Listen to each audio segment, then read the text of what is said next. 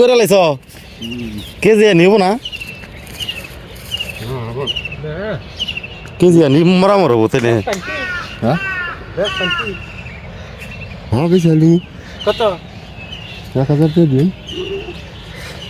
ওই ফল তো একবার জানছো দাও বেশলে তাহলে গাঁজা খেয়ে দেন না ও 1000 টাকা কত হাফ কেজি না হাফ কেজি পারবো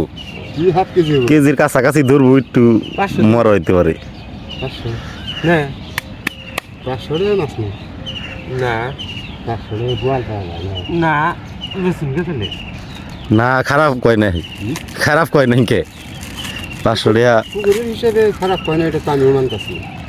পুকুর চাই যাই থাকে ওর তো আপনি ই নেই ব্যবসা করার না কিনা না নদীর মাছ